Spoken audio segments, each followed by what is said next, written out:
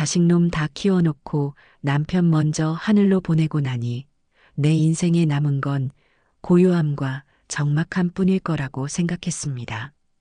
아들 연철이가 결혼해서 분가한 지도 어언 15년.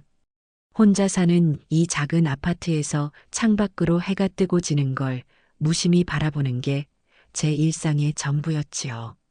아침에 일어나 베란다 화초에 물을 주고 무릎이 시큰거릴 때마다 아이고 소리를 내며 뭉근한 한방차를 한 잔 마시고 텔레비전 연속극을 보며 주인공 욕을 하다가 스르르 잠이 드는 그런 밋밋하고 평범한 하루하루였어요. 그래도 불만은 없었습니다. 이만하면 평탄한 노년이다.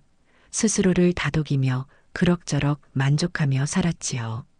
그날도 여느 때와 같이 소파에 앉아 뜨개질을 하며 연속극 재방송을 보고 있었는데 갑자기 현관 도어록 누르는 소리가 요란하게 들렸습니다. 이 시간에 찾아올 사람이 없는데 누구일까? 고개를 갸웃거리는데 곧이어 아들 연철이의 목소리가 들려왔어요. 어머니, 저 연철이에요. 정미랑 같이 왔어요. 참 이상한 일이었죠. 보통은 오기 전에 꼭 전화를 하던 녀석들이었거든요.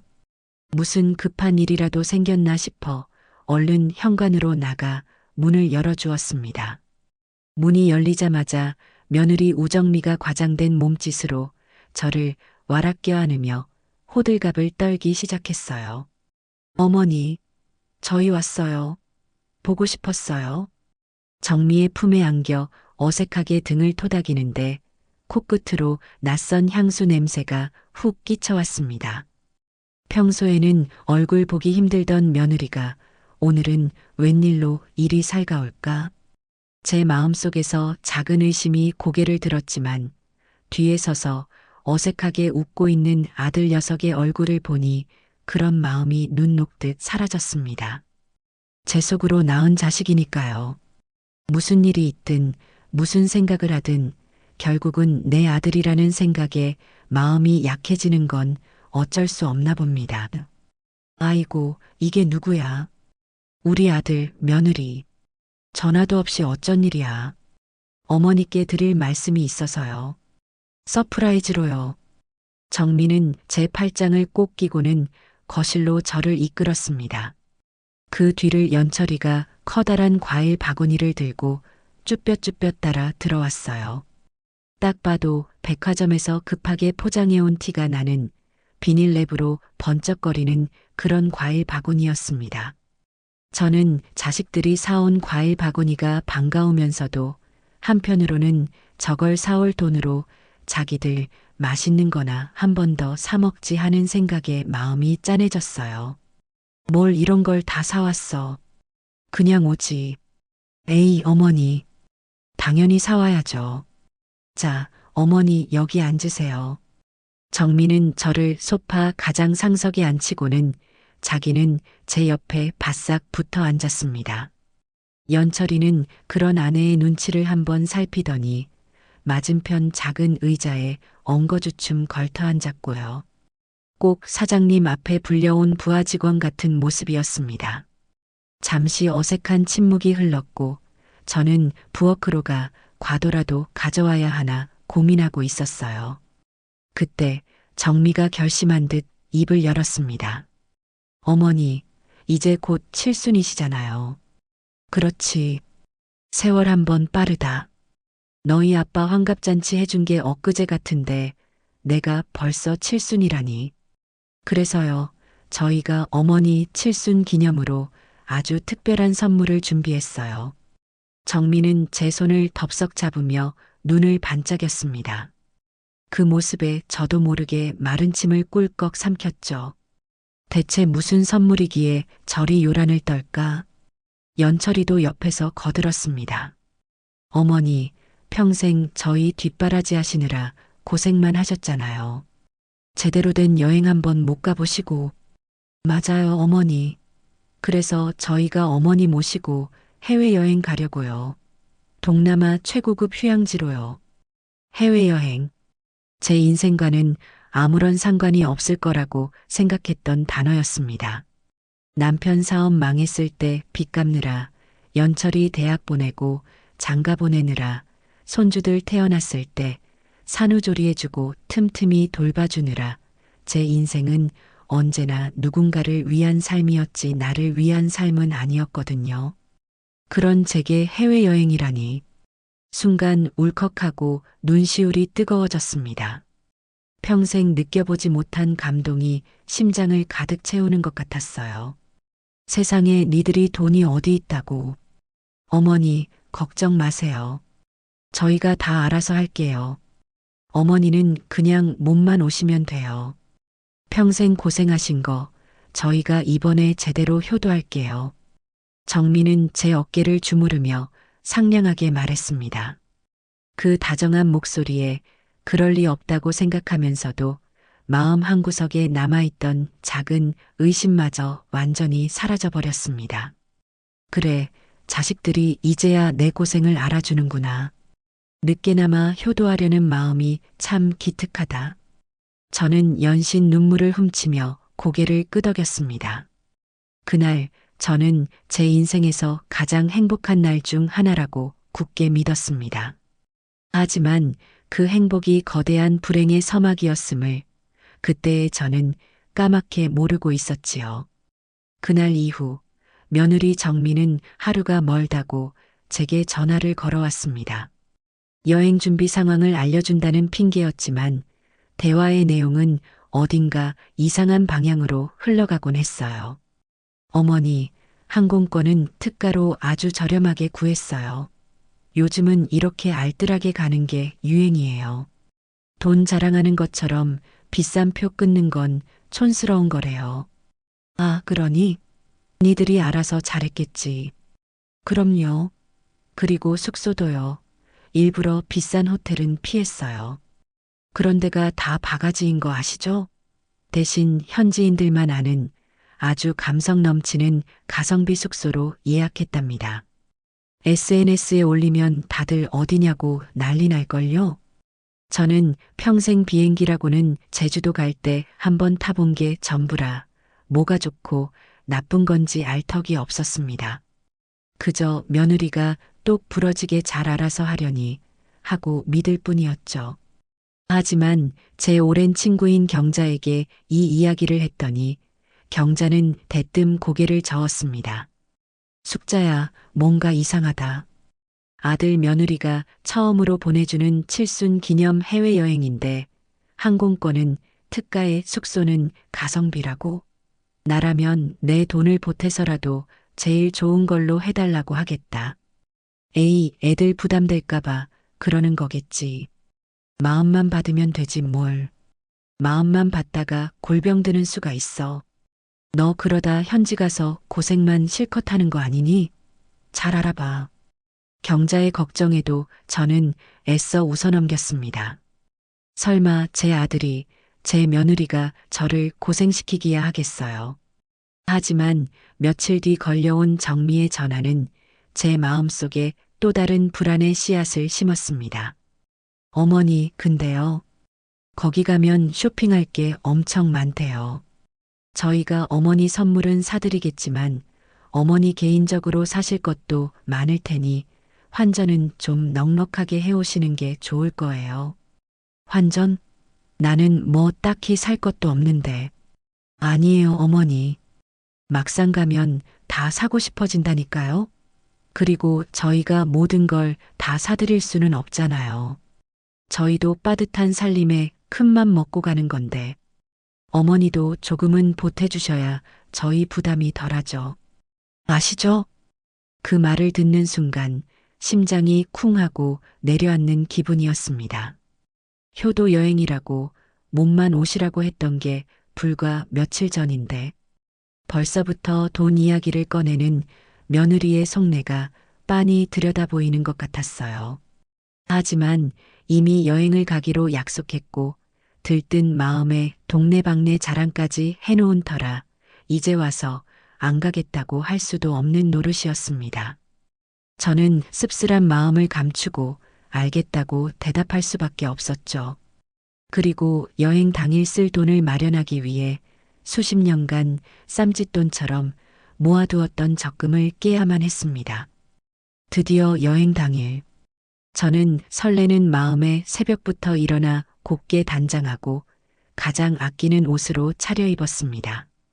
공항에서 만난 아들 내외는 제 모습은 보는 둥 마는 둥, 자기들 셀카를 찍느라 정신이 없었어요. 며느리 정민은 제 커다란 여행 가방을 보자마자 미간을 찌푸리며 한숨을 푹 쉬었습니다. 어머니, 무슨 짐을 이렇게 많이 싸셨어요? 이민 가세요? 이러다 수화물 추가 비용 나오면 어떡해요? 추가 비용은 어머니가 내시는 거예요. 아셨죠? 시작부터 찬물을 끼얹는 며느리의 말에 기분이 상했지만 좋은 날이니 참자 하고 속으로 되뇌었습니다. 하지만 진짜 기가 막힌 일은 비행기 표를 받고 나서 일어났어요. 아들 내외는 나란히 붙어 있는 창가 쪽에 편안한 좌석이었습니다. 그리고 제 자리는 그들에게서 한참 떨어진 화장실 바로 앞 복도 쪽 가운데 좌석이었죠. 양옆으로는 덩치 큰 외국인 남자들이 앉아 옴짝달싹할 수도 없는 그런 자리였습니다. 아니, 자리가 왜 이래? 어떻게 엄마를 혼자 뚝 떨어뜨려 놓을 수가 있어? 제가 황당해서 묻자 며느리가 귀찮다는 듯이 대꾸했습니다. 어머니, 특가 항공권이라서 좌석 지정이 안 됐어요. 저희도 어쩔 수 없었다고요. 그냥 몇 시간만 참으세요. 금방 도착해요. 아들 연철이는 그런 아내의 말에 아무런 말도 못하고 그저 제 눈을 피하기에만 바빴습니다. 저는 더 이상 아무 말도 하지 않았습니다. 비행기가 이륙하고 아들 내외가 앉은 쪽을 바라보았습니다. 둘은 어느새 와인을 주문해 마시며 이어폰을 한쪽씩 나눠 끼고 영화를 보며 웃고 있었어요. 그 모습을 보는 순간 깨달았습니다. 아, 이번 여행은 내가 생각했던 그런 효도 여행이 아닐 수도 있겠구나. 앞으로 펼쳐질 며칠이 어쩌면 아주 길고 힘든 시간이 될지도 모르겠다고 비행기의 차가운 창문에 이마를 기댄 채 저는 막연한 불안감에 휩싸였습니다. 비행기에서 내리자마자 후끈한 열기가 온몸을 감쌌습니다. 한국의 겨울과는 전혀 다른 낯설고 끈적끈적한 공기였죠. 공항을 빠져나오자 수많은 사람들이 알아들을 수 없는 말로 외쳐대며 정신없이 오가고 있었습니다. 저는 잠시 어리둥절해서 두리번거렸지만 아들 내외는 이미 저만치 앞서가며 자기들끼리 신나게 떠들고 있었어요. 제가 무거운 짐가방을 낑낑거리며 끌고 가는 모습은 안중에도 없는 듯 했습니다. 겨우 그들을 따라잡아 택시를 탔는데 며느리 정민은 택시기사에게 스마트폰 화면을 보여주며 유창하지도 않은 영어로 숙소 주소를 알려주더군요. 그 모습이 꽤나 유세하는 것처럼 보였습니다. 어머니, 이제부터 진짜 여행 시작이에요. 기대되시죠? 정미가 뒤를 돌아보며 물었지만 저는 그저 창밖 풍경을 보는 척하며 대답하지 않았습니다. 비행기에서부터 상한 마음이 쉬이 풀리지 않았거든요. 택시는 한참을 달렸습니다. 처음에는 번쩍이는 건물들과 화려한 상점들이 보이더니 갈수록 길은 좁아지고 건물들은 낡아졌어요. 야자수 우거진 해변이나 근사한 리조트 같은 건 보이지 않았습니다. 제 마음속 불안감이 점점 커질 때쯤 택시는 퀴퀴한 냄새가 나는 좁은 골목길 어귀에서 멈춰 섰습니다. 다 왔대요, 어머니. 내리세요. 택시에서 내린 제 눈앞에 나타난 건 페인트 칠이 다 벗겨진 3층짜리 낡은 건물이었습니다. 건물 입구에는 낡은 간판이 위태롭게 걸려 있었고요. 이게 며느리가 입이 닳도록 자랑하던 SNS 감성 숙소라니. 기가 막혀서 말이 나오지 않았습니다. 정미야, 여기가 우리 묵을 곳이라고? 제가 믿을 수 없다는 듯 묻자 정미는 아무렇지도 않게 대답했어요. 네, 어머니. 여기가 바로 거기예요. 겉모습만 보고 판단하시면 안 돼요. 안으로 들어가면 완전 다른 세상이라니까요. 요즘 젊은 사람들은 이런 데를 더 좋아해요. 진짜 여행 고수들만 아는 곳이죠. 연철이는 이번에도 역시 아무 말 없이 아내의 눈치만 살피며 짐을 내리고 있었습니다. 저는 더 이상 따져 묻는 것을 포기하고 그들을 따라 안으로 들어갔습니다. 아니라고 해서 별반 다를 건 없었어요. 퀴퀴한 곰팡이 냄새와 눅눅한 공기가 코를 찔렀고 복도 전등은 반쯤 나가서 어두컴컴했습니다. 우리가 배정받은 방은 삐걱거리는 나무 문을 열고 들어가야 했는데 안에는 낡은 침대 2개와 작은 냉장고 하나가 전부였습니다. 화장실에서는 하수구 냄새가 올라왔고요.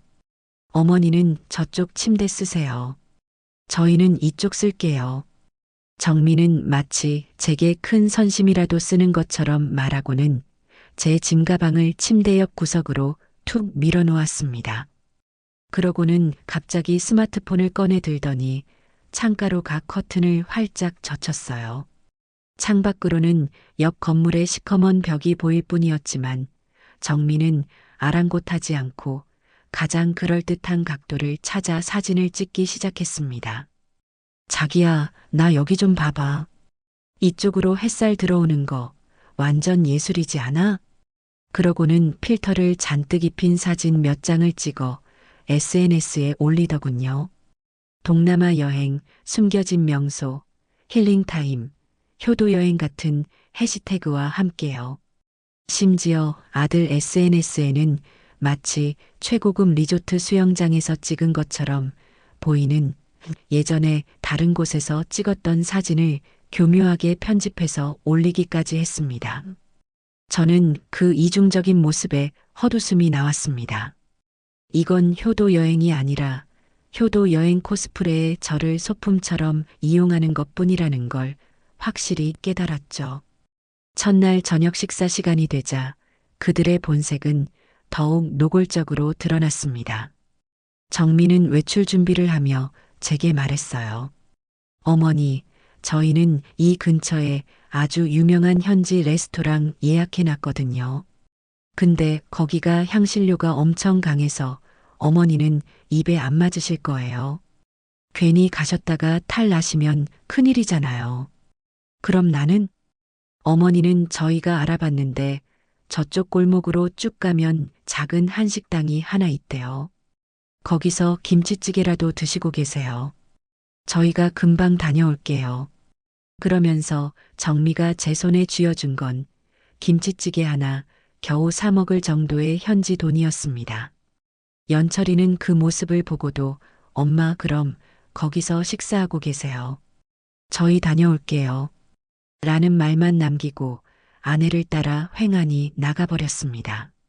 텅 빈 방에 홀로 남겨진 저는 손에 쥔 돈을 한참 동안 내려다보았습니다. 서러움에 눈물이 핑 돌았지만 낯선 타국에서 굶을 수는 없는 노릇이었습니다. 저는 무거운 발걸음을 옮겨 며느리가 알려준 한식당을 찾아갔습니다. 식당은 허름하기 짝이 없었고 주인아 주머니는 제가 불쌍했는지 반찬이라도 더 챙겨주려고 애쓰셨어요. 꾸역꾸역 밥을 목으로 넘기는데 스마트폰 알림이 울렸습니다. 며느리가 보낸 메시지였죠. 메시지에는 보기에도 화려한 랍스터 요리와 와인 사진이 담겨 있었습니다. 어머니, 저희는 저녁 맛있게 먹고 있어요. 어머니도 식사 잘 챙겨 드세요라는 글과 함께요. 저는 그 사진을 보는 순간 밥맛이 뚝 떨어져 수저를 내려놓았습니다. 그날 밤 아들 내외는 밤늦게까지 술에 취해 돌아와서는 자기들끼리 뭐가 그리 즐거운지 낄낄거리며 잠이 들었습니다. 저는 뜬 눈으로 밤을 새우며 이 지옥 같은 여행을 어떻게 견뎌야 할지 막막하기만 했습니다. 다음 날 며느리는 쇼핑을 하러 가자며 저를 이끌었습니다. 하지만 우리가 도착한 곳은 번화한 쇼핑몰이 아니라 온갖 조악한 물건들을 쌓아놓고 파는 시끄러운 시장이었습니다. 어머니, 여기가 진짜 백이 쇼핑 명소예요. 명품 같은 건 다 한국에도 있잖아요. 이런 데서 현지 느낌 물씬 나는 기념품을 사야죠. 정민은 제 손을 끌고 다니며 코끼리가 그려진 조잡한 티셔츠 몇 장과 나무를 깎아 만든 작은 장식품 몇 개를 샀습니다. 그러고는 마치 대단한 선심이라도 쓰는 것처럼 제게 건네며 생색을 냈어요. 자, 어머니. 이거 다 어머니 선물이에요. 예쁘죠? 저는 아무 말 없이 고개만 끄덕였습니다. 시장 구경을 30분쯤 했을까 정민은 갑자기 피곤한 기색을 내비치며 말했습니다. 어머니, 날도 덥고 슬슬 피곤하시죠? 저희가 택시 잡아드릴 테니 먼저 숙소에 들어가서 쉬고 계세요. 저희는 좀 더 둘러볼 데가 있어서요. 저는 그들의 속셈을 모를 리 없었지만 더 이상 그들과 함께 있는 것 자체가 고역이었기에 군말 없이 알겠다고 했습니다. 정민은 제게 택시비를 쥐어주고는 마치 짐짝을 부리듯 저를 택시에 태워보냈습니다. 택시 뒷좌석에 앉아 백미러로 멀어지는 그들의 모습을 보았습니다. 둘은 제 택시가 골목을 완전히 빠져나가자마자 기다렸다는 듯이 큰 길로 나가 다른 택시를 잡아탔습니다. 그 택시가 향하는 방향은 분명 이 도시에서 가장 큰 명품 아울렛이 있는 곳이었죠. 그날 저녁 숙소로 돌아온 며느리의 양팔에는 제가 평생 이름도 들어보지 못한 번쩍이는 명품 쇼핑백들이 주렁주렁 들려 있었습니다. 연철이는 마치 짐꾼처럼 그 뒤를 따르고 있었고요.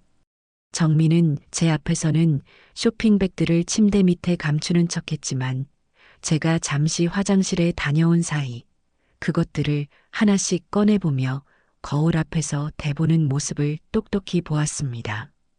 그 순간 저는 더 이상 분노도 서러움도 느끼지 못했습니다. 대신 차가운 결심 하나가 제 마음속에서 단단하게 굳어지고 있었습니다. 이 여행이 끝나면 내 인생에서 저 두 사람을 완전히 지워버려야겠다고 말입니다. 여행 셋째 날 아침이 밝았습니다. 그날은 아침부터 유난히 소란스러웠어요. 아들 연철이가 갑자기 온 방안을 뒤집어 놓으며 부산을 떨기 시작했습니다. 아, 큰일 났네. 내 지갑이 없어졌어. 연철이는 침대 밑을 들여다보고 옷가지들을 다 털어보고 가방 속을 몇 번이나 확인했지만 지갑은 보이지 않았습니다. 며느리 정민은 옆에서 발을 동동 구르며 안절부절 못하는 연기를 펼쳤죠. 어머, 자기야. 어떡해. 어제 저녁 먹고 나서도 분명히 있었잖아. 혹시 식당에 두고 온 거 아니야? 아니야. 내가 계산하고 분명히 주머니에 넣었어. 아무리 생각해도 없어. 진짜 큰일이다. 카드고 현금이고 다 거기 있는데. 저는 말없이 그 광경을 지켜보았습니다. 너무나도 어설픈 연극이었지만 저는 모른 척 해주기로 했습니다. 그들이 대체 어디까지 하나 보고 싶었거든요.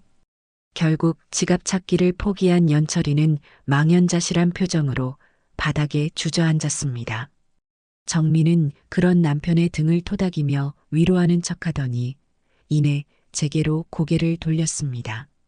그 눈빛에는 기다렸다는 듯한 교활함이 번뜩이고 있었어요. 어머니, 정말 죄송해요. 저희가 너무 부주의했나 봐요. 오늘 일정은 다 취소해야 할 것 같아요. 지갑 잃어버린 건 안 됐지만 그렇다고 여행 와서 방에만 있을 수는 없지 않니? 그래도 돈이 하나도 없는데 어떡해요. 정미가 말끝을 흐리자 연철이가 마지못해 입을 열었습니다. 엄마, 정말 죄송한데 오늘 하루만이라도 엄마 카드로 좀 쓰면 안 될까요? 한국 돌아가자마자 바로 갚아드릴게요. 올 것이 왔구나 싶었습니다. 저는 잠시 망설이는 척하다가 지갑에서 제 카드를 꺼내 아들에게 건넸습니다. 여기 있다. 잃어버리지 말고 잘 써라. 어머니, 정말 감사해요. 역시 어머니밖에 없어요. 정민은 제 손에서 카드를 거의 낚아채다시피 하더니 언제 걱정했냐는 듯 얼굴에 환한 미소를 피웠습니다. 신기한 일이었습니다. 제 카드를 손에 쥐자마자 아들 내외의 씀씀이는 하루아침에 달라졌습니다. 어제까지만 해도 길거리 음식 하나 사 먹는 것조차 아까워하던 그들이 갑자기 최고급 레스토랑에 들어가 가장 비싼 메뉴를 주문하고 유명 관광지에서는 기다리는 시간이 아깝다며 웃돈을 주고 입장권을 샀습니다. 정민은 기념품 가게에 들어갈 때마다 망설임 없이 물건을 집어들었고 그때마다 연철이는 제 카드를 꺼내 척척 긁어댔습니다. 어머니, 이것도 예쁘죠? 이것도 어머니 선물이에요. 정민은 제게 선물을 사준다는 명목으로 사실은 자기가 갖고 싶은 것들을 잔뜩 사들였습니다. 그러면서 제 옆에 붙어 연신아양을 떨었죠. 어머니, 역시 돈은 이럴 때 쓰려고 버는 거죠. 안 그래요? 아낄 땐 아끼더라도 쓸 땐 화끈하게 써야 인생이 즐거운 거 아니겠어요? 저는 아무 대답 없이 그저 쓴웃음만 지었습니다. 제 피 같은 돈이 저들의 허영심을 채우는데 연기처럼 사라지는 것을 지켜보는 심정은 겪어보지 않은 사람은 모를 겁니다. 그날 오후 우리는 전망 좋은 야외 카페에 자리를 잡았습니다. 시원한 바람이 불어오고 눈앞에는 아름다운 바다가 펼쳐져 있었지만 제 마음은 조금도 편치 않았어요. 분명 저들에게는 다른 꿍꿍이가 있을 거라는 예감이 들었기 때문입니다. 아니나 다를까 잠시 주변 풍경을 감상하는 척하던 연철이가 조심스럽게 입을 열었습니다. 엄마, 드릴 말씀이 있는데요. 그래, 해봐라. 저 엄마 지금 사시는 아파트 말이에요. 드디어 본론이 나오는구나 싶었습니다. 저는 들고 있던 찻잔을 내려놓고 아들의 얼굴을 똑바로 쳐다보았습니다. 연철이는 제 시선을 피하며 우물쭈물 말을 이었습니다. 그 아파트, 이제 엄마 혼자 사시기에는 너무 크고 관리하기도 힘드시잖아요. 그리고 그냥 그렇게 두면 매년 세금만 많이 나오고. 연철이의 말이 길어지자 옆에서 듣고 있던 정미가 답답하다는 듯이 끼어들었습니다. 어머니, 제가 확실하게 말씀드릴게요. 요즘 같은 저금리 시대에 아파트 하나만 덜렁 가지고 있는 건 정말 바보 같은 짓이에요. 현금 유동성이 전혀 없잖아요. 그래서 나더러 뭘 어쩌라는 거니? 저희가 아는 아주 확실한 투자처가 있어요. 어머니. 상가 건물인데 월세가 아주 꼬박꼬박 잘 나오는 곳이거든요. 어머니 아파트 파시고 그 돈 저희한테 맡기시면 저희가 거기에 투자를 해서요. 매달 따박따박 연금처럼 생활비를 드릴게요. 지금보다 훨씬 편하고 풍족하게 사실 수 있다니까요. 정민은 마치 저에게 엄청난 은혜라도 베푸는 것처럼 의기양양하게 말했습니다. 그 말을 듣고 있는 제 속에서는 천불이 났습니다. 남편과 함께 평생 고생해서 장만한 우리 가족의 역사가 고스란히 담겨 있는 그 집을 팔아서 자기들 사업 자금으로 쓰겠다는 속셈이 너무나도 빤히 보였기 때문입니다. 저를 위하는 척 포장하고 있지만 결국은 제 마지막 남은 재산까지 빼앗아 가려는 수작질에 불과했습니다. 저는 더 이상 듣고 있을 가치도 없다고 판단했습니다. 됐다. 저는 단호하게 그들의 말을 잘랐습니다. 그럴 생각 추호도 없으니 그 얘기는 다시는 꺼내지도 마라. 네. 아니, 어머니. 이건 어머니를 위한 거라니까요. 왜 제 말을 못 믿으세요? 나는 내 집에서 살다가 내 집에서 눈 감을란다. 그 집은 니들 아빠랑 내 평생이 담긴 곳이야. 돈 몇 푼하고 바꿀 수 있는 그런 곳이 아니라고. 제 목소리는 낮고 차분했지만 그 안에는 절대 꺾이지 않을 의지가 담겨 있었습니다. 제 말이 끝나자마자 화기애애했던 카페의 분위기는 순식간에 싸늘하게 얼어붙었습니다. 연철이는 안절부절 못하며 제 눈치와 아내의 눈치를 번갈아 살폈고 정민은 믿을 수 없다는 표정으로 저를 쳐다보았습니다. 그러더니 들고 있던 포크를 탁 소리가 나게 테이블 위로 내려놓더군요. 그 작은 소리가 제 귀에는 천둥 소리처럼 크게 울렸습니다. 정미의 얼굴에서 상냥하고 살가웠던 며느리의 가면이 벗겨지고 차갑고 계산적인 본 모습이 서서히 드러나고 있었습니다. 아파트 이야기를 거절당한 다음 날 아침 식탁의 공기는 살얼음판처럼 차가웠습니다. 아들 내외는 마치 약속이라도 한 듯이 저를 투명인간 취급했어요. 자기들끼리만 소곤거리며 대화를 나누고 제가 말을 걸어도 못 들은 척하기 일쑤였습니다. 저는 그런 유치한 행동에 어울려줄 마음이 없었기에 묵묵히 제 식사만 마쳤습니다. 식사를 마칠 무렵 정미가 일부러 들으라는 듯이 큰 소리로 말했습니다. 자기야, 우리 오늘 예약한 요트 투어. 시간 늦겠다. 빨리 준비해야지. 아, 맞다. 오늘이지. 어머니도 같이 가시는 거 맞지? 연철이가 마지못해 제게 물었지만 그건 진심으로 궁금해서 묻는 게 아니었습니다. 그저 형식적인 질문일 뿐이었죠. 아니나 다를까 정미가 곧바로 연철이의 말을 가로챘습니다. 어머니는 배멀미 심하시잖아요. 괜히 따라 나섰다가 고생만 하실 거예요. 날도 덥고 햇볕도 강한데 노인네 건강에 안 좋다고요. 어머니는 그냥 호텔에서 에어컨 쐬면서 푹 쉬시는 게 훨씬 나아요. 저희끼리 빨리 다녀올게요. 네. 그 말에는 저를 걱정하는 마음이라고는 눈곱만큼도 담겨 있지 않았습니다. 그저 귀찮은 짐짝은 두고 가겠다는 뜻을 교묘하게 돌려 말하는 것뿐이었죠. 저는 그들의 위선에 대꾸할 가치조차 느끼지 못했습니다. 그래, 그러려무나. 니들끼리 재미있게 놀다 오너라.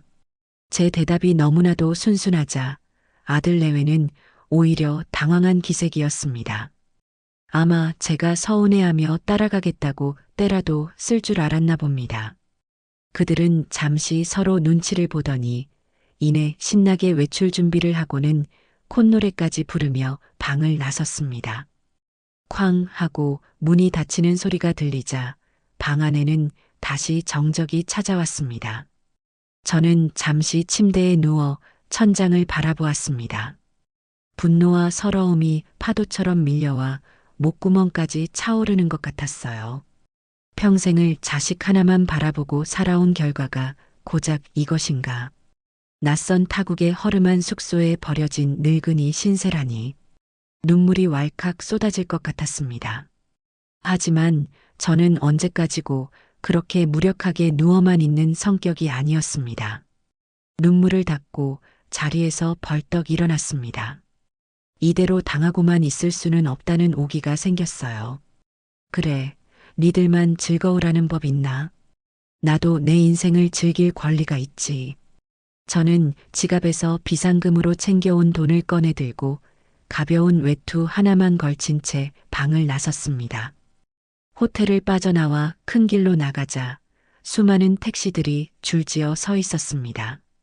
저는 그중 가장 인상이 좋아 보이는 기사님의 택시에 올라탔습니다. 어디로 모실까요, 부인? 이 근처에서 현지인들이 가장 좋아하는 식당, 그리고 가장 아름다운 해변으로 가주세요. 제 짧은 영어에도 기사님은 신기하게도 제 말을 알아듣고는 유쾌하게 웃으며 고개를 끄덕였습니다. 택시는 시내를 벗어나 한적한 해안도로를 달리기 시작했습니다. 창밖으로 펼쳐지는 에메랄드빛 바다와 하얀 모래사장을 보니 답답했던 가슴이 조금은 뚫리는 것 같았어요. 기사님이 저를 내려준 곳은 관광객이라고는 찾아볼 수 없는 작은 어촌 마을의 허름한 식당이었습니다. 하지만 식당 안은 현지인들로 가득 차 활기가 넘쳤죠. 저는 기사님의 추천을 받아 갓 잡은 해산물로 만든 요리를 주문했습니다. 평생 처음 맛보는 이국적인 향신료의 맛이었지만 이상하게도 입에 착착 감겼습니다. 눈칫밥이 아닌 오롯이 나 자신을 위해 먹는 밥이 얼마만인지 저는 천천히 음식을 맛보며 수십 년 만에 처음으로 식사의 즐거움을 느꼈습니다. 식사를 마친 후에는 식당 바로 앞에 펼쳐진 고요한 해변을 거닐었습니다. 아무도 없는 해변에 홀로 앉아 밀려오는 파도를 바라보았습니다. 파도는 끊임없이 모래사장을 쓸어내고 또 쓸어냈습니다. 마치 내 마음속의 응어리들을 씻어내 주는 것 같았어요. 지난 수십 년의 세월이 주마등처럼 스쳐 지나갔습니다. 남편의 사업 실패, 연철이를 키우며 겪었던 수많은 고생, 그리고 지금의 이 배신감까지. 하지만 이상하게도 더 이상 슬프거나 억울하지 않았습니다. 오히려 후련한 기분이 들었어요. 이제라도 내 인생을 되찾아야겠다는 강한 결심이 섰습니다. 한참을 그렇게 앉아 있는데 저도 모르게 눈물이 흘러내렸습니다. 하지만 그건 슬픔의 눈물이 아니었습니다. 새로운 시작을 다짐하는 해방감의 눈물이었죠. 숙소로 돌아오는 택시 안에서 저는 앞으로의 계획을 차근차근 세웠습니다. 한국에 돌아가면 가장 먼저 무엇을 해야 할지, 어떻게 저들을 내 인생에서 완벽하게 차단할 것인지, 머릿속이 그 어느 때보다도 맑고 명쾌해졌습니다. 숙소에 도착하니 아직 아들 내외는 돌아오지 않았더군요. 저는 샤워를 하고 편안한 옷으로 갈아입은 뒤 침대에 누워 조용히 책을 읽었습니다. 제 마음은 놀라울 정도로 평온했습니다. 밤늦게 술에 거나하게 취한 아들 내외가 시끄럽게 떠들며 방으로 들어왔습니다. 그들은 제가 어떻게 하루를 보냈는지에 대해서는 한마디도 묻지 않았어요. 그저 자기들이 요트 위에서 얼마나 환상적인 시간을 보냈는지만을 떠들어대기 바빴습니다. 저는 아무런 대꾸도 하지 않고 책만 읽었습니다. 제 침묵이 거슬렸는지 정미가 짜증 섞인 목소리로 물었습니다. 어머니, 뭐 기분 안 좋은 일 있으세요? 왜 대답을 안 하세요? 아니다. 피곤해서 그런다. 피곤하시다니 그럼 얘기가 더 잘 되겠네요. 어머니, 저희가 낮에 곰곰이 생각해 봤는데요. 어머니가 아파트 파는 걸 왜 그렇게 반대하시는지 알 것 같아요. 저희를 못 믿으시는 거죠? 정민은 어느새 제 침대 옆으로 다가와 앉으며 다시 아파트 이야기를 꺼냈습니다. 저는 읽던 책을 조용히 덮었습니다. 그 얘기는 그만하라고 했을 텐데. 아니, 어머니, 끝까지 들으셔야죠. 저희가 못 믿어오시면 변호사 공증이라도 받으면 되잖아요. 아파트 판 돈 저희한테 주시면 매달 생활비 얼마씩 드린다고 법적으로 약속을 하자고요. 이래도 못 믿으시겠어요? 그 뻔뻔함에 실소조차 나오지 않았습니다. 제가 아무런 반응을 보이지 않자 마침내 며느리의 인내심이 바닥을 드러냈습니다. 정민은 자리에서 벌떡 일어나더니 그동안 감춰왔던 본색을 드러내며 제게 악을 쓰기 시작했습니다. 어머니, 진짜 눈치 없으시다. 저희가 왜 이 고생하면서 어머니 모시고 여행 온 것 같아요? 그깟 칠순 잔치, 밥 한 끼 사드리면 땡이지. 뭐하러 비행기가, 호텔값 써가면서 여기까지 왔겠냐고요. 다 어머니 재산 보고 그러는 거 아니에요. 그냥 좋게 좋게 넘어가시면 어디 덧나세요? 늙으셨으면 좀 자식 말도 듣고 그러셔야죠. 방 안의 공기가 얼어붙었습니다. 옆에 서 있던 아들 연철이는 새파랗게 질린 얼굴로 아내와 저를 번갈아 쳐다볼 뿐 말 한마디 못하고 있었습니다. 저는 천천히 고개를 들어 며느리의 얼굴을 쳐다보았습니다. 분노로 일그러진 그 얼굴을 제 마음속 깊이 새겨 넣었습니다. 그리고 그 옆에 서서 아내가 제 어미에게 막말을 퍼붓는데도 방관만 하고 있는 한심한 아들의 얼굴도요. 그 순간 제 마음속에서 무언가 툭 하고 끊어지는 소리가 났습니다. 아, 이제 정말 끝이구나.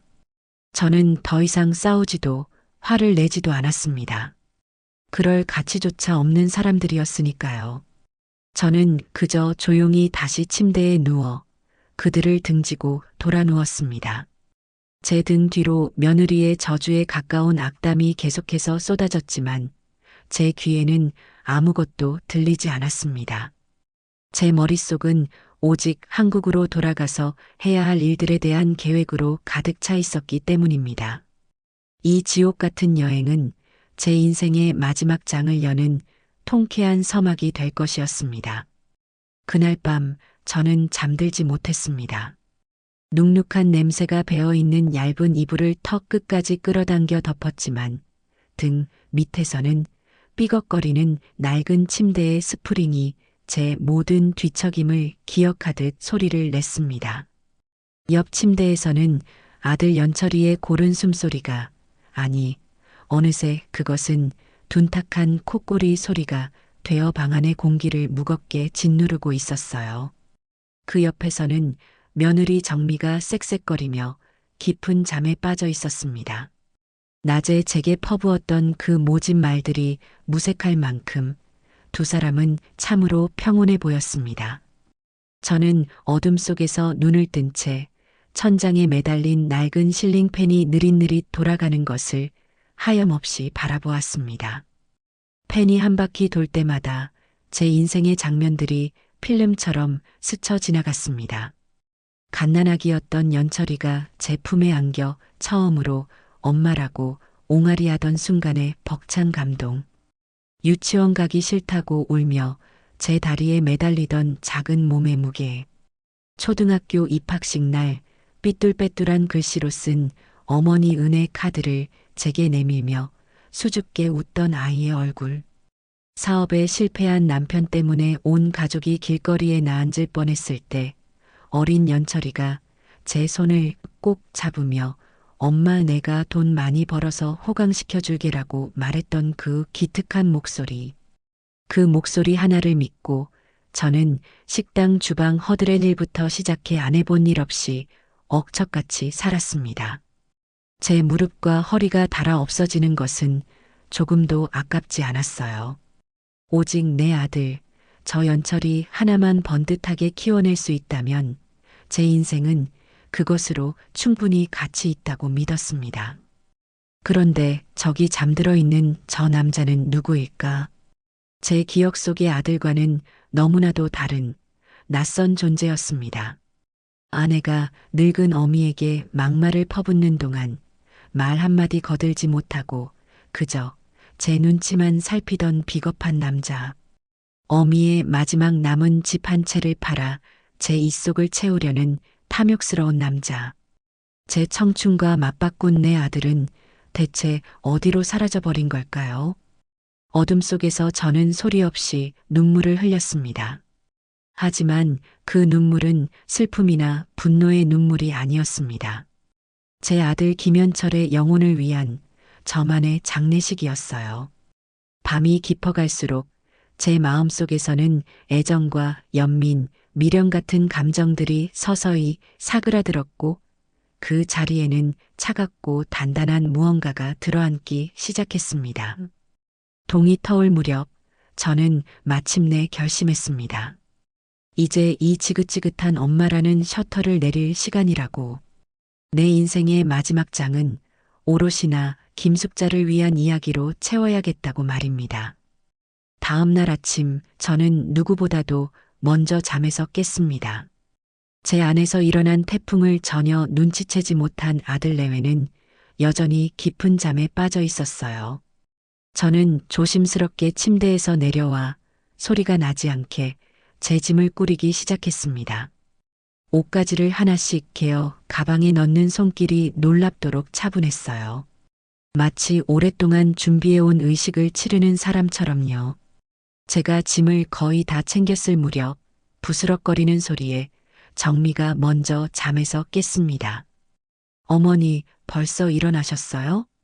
잠이 덜 깬 목소리로 묻는 며느리를 저는 아무런 대답 없이 쳐다보기만 했습니다. 제 싸늘한 시선에 정미는 순간 잠이 확 달아난 듯 어색하게 몸을 일으켰습니다. 곧이어 연철이도 눈을 비비며 일어났고요. 어색하고 불편한 침묵 속에서 아침 식사를 하러 갔을 때 그 침묵은 더욱 견고해졌습니다. 저는 오직 제 앞에 놓인 맛도 없는 토스트와 계란 프라이에만 집중했습니다. 나이프로 빵을 자르는 소리, 포크가 접시에 부딪히는 소리가 어색할 정도로 크게 울렸어요. 어머니, 아직도 화나셨어요? 어제는 제가 너무 흥분해서 말이 헛나왔어요. 죄송해요, 네. 정미가 애써 웃는 얼굴을 하며 사과를 건넸지만 그 말에는 단 한 톨의 진심도 담겨 있지 않았습니다. 그저 이 상황을 빨리 모면하고 싶은 기색이 역력했죠. 저는 대답 대신 고개를 들어 정미의 눈을 똑바로 쳐다봤습니다. 아무런 감정도 담겨 있지 않은 텅 빈 제 눈빛을 마주한 정미는 당황한 듯 시선을 피하며 입을 다물었습니다. 그녀는 아마 제가 평생을 그래왔듯 며칠 끙끙 앓다가 결국 자식이라는 이유로 모든 것을 용서하고 예전의 엄마로 돌아갈 것이라고 믿었을 겁니다. 하지만 그녀는 몰랐습니다. 눈앞에 이 늙은이는 더 이상 그녀가 알던 그 순종적인 시어머니가 아니라는 사실을요. 저는 이미 그들이 건널 수 없는 강을 건너 저 멀리 반대편 기슭에 서 있었습니다. 공항으로 돌아가는 내내 그들은 저를 없는 사람 취급하며 자기들끼리만 이야기를 나눴습니다. 한국에 돌아가면 무얼 할 것인지, 누구를 만날 것인지, 새로 산 명품 가방을 언제 들고 나갈 것인지에 대한 시시껄렁한 대화들이었죠. 저는 그들의 대화를 배경음악처럼 들으며 창밖으로 빠르게 스쳐 지나가는 풍경에만 시선을 고정했습니다. 마침내 인천공항에 도착했을 때 저는 제 인생에 새로운 막이 오르고 있음을 직감했습니다. 수많은 인파와 소음 속에서도 제 마음은 이상할 정도로 평온했고 머릿지속은 앞으로 해야 할 일들로 명쾌하게 정리되어 있었어요. 수화물을 찾는 컨베이어 벨트 앞에서 한참을 기다려 제 짐가방이 모습을 드러냈습니다. 제가 가방을 끌어내리자 옆에 서 있던 연철이가 당연하다는 듯이 제 가방 손잡이를 잡으며 말했습니다. 엄마, 이쪽으로 가요. 택시 타는 곳 저쪽이에요. 같이 가시죠. 그 순간 저는 걸음을 멈췄습니다. 그리고 천천히 고개를 돌려 제 아들이라고 불렸던 남자의 얼굴을 바라보았습니다. 피곤함과 짜증이 뒤섞인 그러면서도 이 모든 상황이 곧 자신의 통제하에 들어올 것이라고 믿어 의심치 않는 오만한 얼굴. 저는 그 얼굴을 제 기억 속에서 영원히 지워버리기라도 하듯 아주 오랫동안 그리고 아주 깊게 응시했습니다. 제 눈빛에서 무언가 읽었는지 연철이의 얼굴에 당혹감이 스쳐 지나갔습니다. 엄마 왜 그러세요? 저는 아무 대답도 하지 않았습니다. 그저 제 가방 손잡이를 잡고 있는 연철이의 손을 제 손으로 조용히 하지만 단호하게 떼어냈습니다. 그리고는 한치의 망설임도 없이 연철이가 가리킨 방향과 정반대 쪽 출구를 향해 몸을 돌렸습니다. 뒤도 돌아보지 않고 오직 앞으로만 걸어갔습니다. 엄마, 엄마, 어디 가세요? 그쪽 아니에요. 등 뒤에서 저를 부르는 연철이의 절박한 목소리가 비수처럼 날아와 꽂혔습니다. 정미의 당황한 비명도 들리는 듯 했습니다. 수많은 사람들이 웅성거리며 저와 그들을 번갈아 쳐다보는 시선이 느껴졌지만 저는 조금도 개의치 않았습니다. 제 발걸음은 조금도 흐트러지지 않았어요. 수십 년간 저를 올가매었던 질긴 굴레를 끊어내고 자유를 향해 나아가는 제 인생에서 가장 당당하고 힘찬 걸음이었습니다. 여행지에서 미리 예약해둔 콜벤 기사님은 약속된 장소에서 제 이름이 적힌 팻말을 들고 저를 기다리고 있었습니다. 김숙자 어르신 맞으시죠? 짐 이리 주십시오. 기사님의 친절한 안내를 받으며 차에 올라타자 바깥 세상의 모든 소음이 거짓말처럼 차단되었습니다. 차가 부드럽게 출발하고 저는 백미러를 통해 저 멀리 출구 앞에서 여전히 저를 찾고 있는 듯 허둥대는 두 사람의 모습을 보았습니다. 점점 작아져 점처럼 사라지는 그 모습을 끝으로 저는 조용히 눈을 감았습니다. 길고 길었던 그리고 지긋지긋했던 내 인생의 일막이 그렇게 막을 내리고 있었습니다. 집으로 돌아오는 길은 제게 단순한 귀가가 아니었습니다. 그것은 새로운 삶을 향한 출정식과도 같았어요. 콜벤의 푹신한 시트에 몸을 기댄 채 저는 앞으로 해야 할 일들을 하나씩 머릿속으로 정리했습니다. 감상에 젖어 있을 시간은 없었습니다. 저들이 정신을 차리고 다시 제게 접근해 오기 전에 모든 방어막을 완벽하게 구축해야만 했죠. 집에 도착하자마자 기사님께 넉넉하게 팁을 챙겨드리고 현관문 앞에 여행 가방을 세워둔 채 곧장 밖으로 나섰습니다. 제 손에는 지난 몇 년간 제 모든 연락을 담고 있던 낡은 스마트폰이 들려 있었습니다. 가장 먼저 찾아간 곳은 동네에서 가장 큰 통신사 직영점이었습니다. 번호표를 뽑아들고 잠시 기다리는 동안 저는 제 휴대폰에 저장된 수백 개의 연락처를 스크롤하며 내려보았습니다. 그중 90% 이상은 아들 내외와 관련된 사람들이었습니다. 아들의 친구들, 며느리의 친정 식구들, 그들의 동창들까지. 저는 미련 없이 그 번호들을 하나씩 삭제하기 시작했습니다.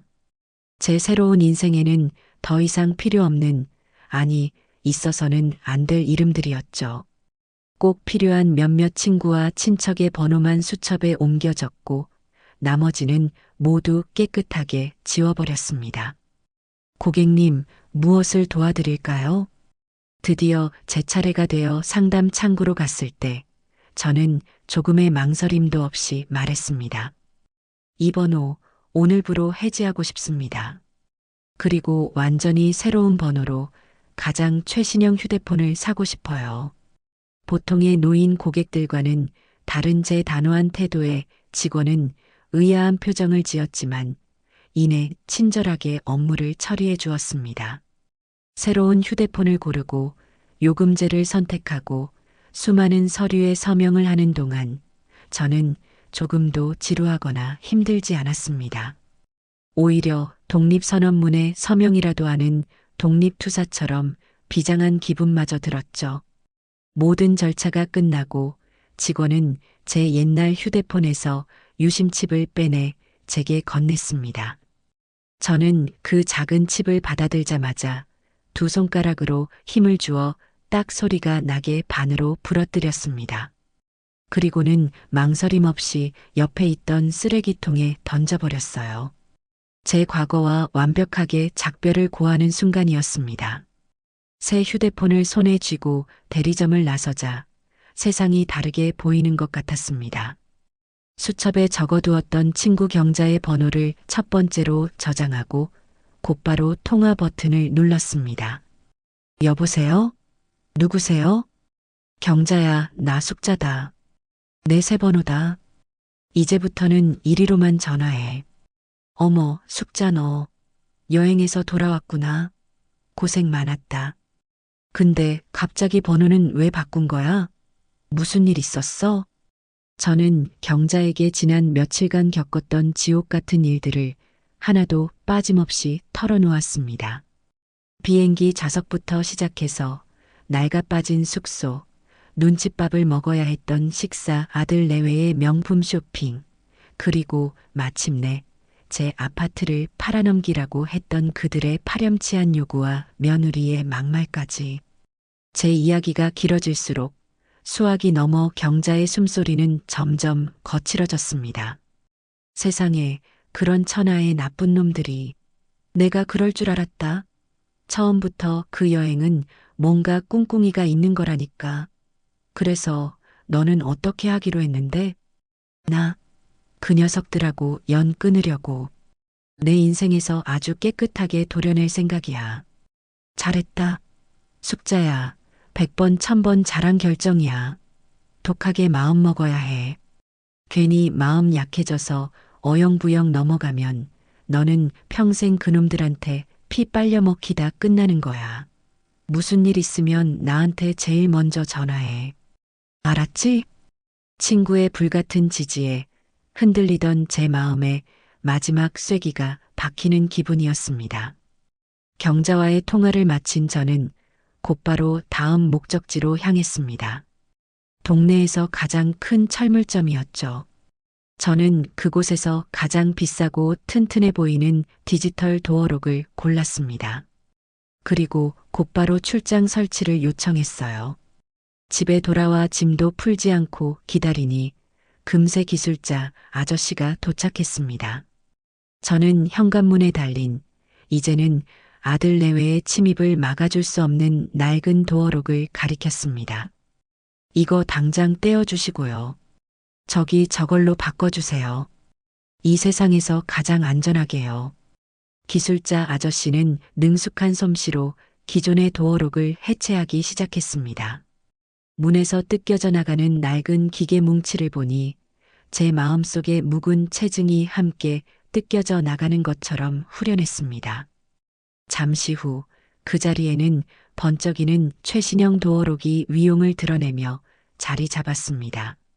저는 기술자 아저씨의 안내에 따라 떨리는 손으로 제 오른쪽 검지에 지문을 등록했습니다. 평생 자식들을 위해 밥을 짓고 빨래를 하고 돈을 벌었던 바로 그 손가락이었습니다. 이제 그 손가락은 그들을 막아서는 견고한 벽이 될 것이었습니다. 그리고 새로운 비밀번호로는 단 한순간도 잊어본 적 없는 먼저 세상을 떠난 남편의 생일을 눌렀습니다. 이 집의 주인은 오직 나와 당신뿐이라는 하늘에 있는 남편을 향한 저만의 약속이었죠. 모든 설치가 끝나고 저는 새로워진 현관문 앞에 서서 한참을 바라보았습니다. 그리고 안에서 굳게 문을 잠갔습니다. 철컥하고 둔탁한 소리가 울려 퍼지는 순간 저는 비로소 제 공간 안에서 완벽한 안전함을 느꼈습니다. 다음 날 저는 아침 일찍부터 은행으로 향했습니다. 미리 VIP 상담 예약을 해둔 덕분에 조용한 상담실에서 편안하게 자산관리사와 마주 앉을 수 있었습니다. 제 명의로 된 모든 금융 자산, 다시 한번 완벽하게 점검하고 싶습니다. 저 외에는 그 누구도, 심지어 제 아들이라도 단 1원도 손댈 수 없도록 모든 안전장치를 걸어주세요. 제 비장한 요청에 자산관리사는 잠시 놀란 듯했지만 이내 프로다운 모습으로 제 모든 계좌를 스크린에 띄웠습니다. 우리는 함께 내역을 하나씩 짚어보며 제가 미처 인지하지 못하고 있던 작은 구멍들을 찾아내기 시작했습니다.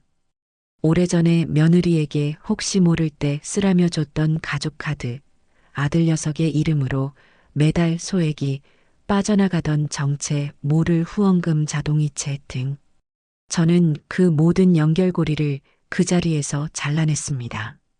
모든 계좌의 비밀번호는 물론이고 인터넷 뱅킹과 스마트 뱅킹의 아이디와 비밀번호까지 완전히 새롭게 설정했습니다.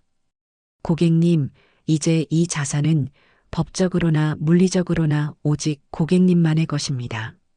앞으로는 부디 고객님 자신을 위해서만 사용하시길 바랍니다. 자산관리사의 진심 어린 조언에 저는 고개를 끄덕이며 미소 지었습니다. 은행을 나서는 제 발걸음은 날아갈 듯이 가벼웠습니다. 저는 이제 전화번호와 집, 그리고 제 전 재산까지 완벽하게 통제하는 제 인생의 온전한 주인이 된 것입니다. 이제 폭풍이 몰아쳐도 끄떡없는 견고한 성이 완성되었습니다. 성문 밖에서 저들이 아무리 울부짖고 발악해도 저는 성 안에서 평화롭게 차를 마실 준비가 되어 있었습니다. 예상했던 대로 그들에게서 첫 번째 움직임이 감지된 것은 모든 사람이 분주했던 지난 며칠을 보상받고 싶어 하는 그런 금요일 저녁이었어요. 아마 그 주말에 쓸 용돈이라도 타낼 요량으로 혹은 자신들의 인내심이 바닥났다는 걸 보여주기 위해 연락을 시도했겠지요. 저는 그때 막 혼자 먹기에는 조금 과분할 정도로 근사한 저녁 식사를 마친 참이었답니다. 잘 구운 생선 한 토막에 제가 좋아하는 나물들을 종류별로 무쳐내고 따끈한 쌀밥에 구수한 된장찌개까지 곁들인 오롯이 저 자신을 위한 만찬이었죠. 식사를 마치고 새로 산 휴대폰으로 친구 경자와 시시콜콜한 수다를 떨며 새로 시작한 뜨개질의 무늬가 얼마나 예쁜지에 대해 한참을 자랑하고 있었어요. 제 인생이 이렇게 평화롭고 아늑할 수 있다는 사실에 새삼 감사한 마음이 들던 바로 그 순간이었습니다. 그런데 갑자기 그 평화를 깨뜨리며 현관 인터폰이 요란하게 울렸어요. 이 시간에 저를 찾아올 사람은 아무도 없었기에 의아한 마음으로 화면을 켰답니다. 화면 속에는 지난 며칠 동안의 초조함이 그대로 드러나는 잔뜩 굳은 표정의 아들 연철이와 그 옆에서 팔짱을 낀 채 세상 모든 것에 불만이 가득한 얼굴을 하고 있는 며느리 전미가 서 있었어요.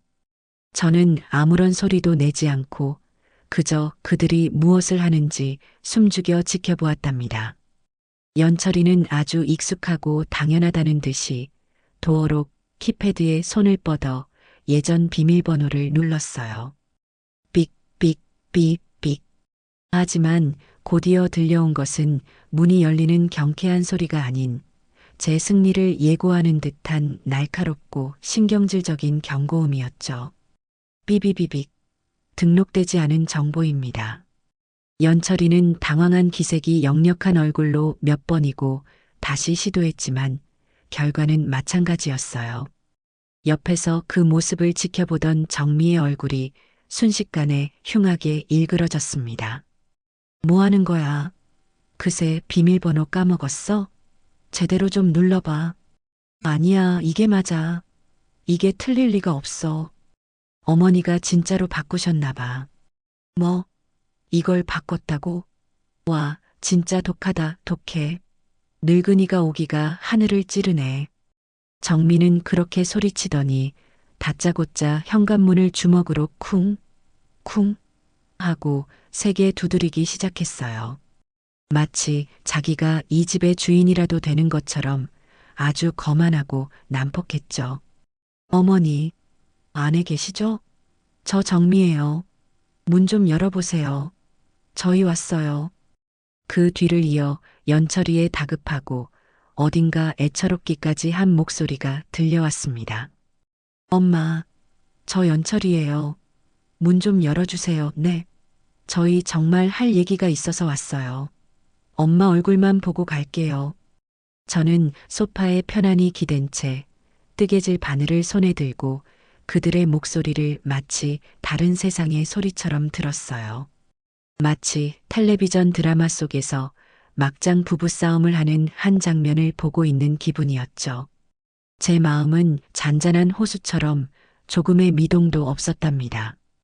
오히려 그들의 목소리가 점점 더 커지고 문을 두드리는 소리가 격렬해질수록 제 마음은 더욱더 평온해지는 이상한 경험을 했어요.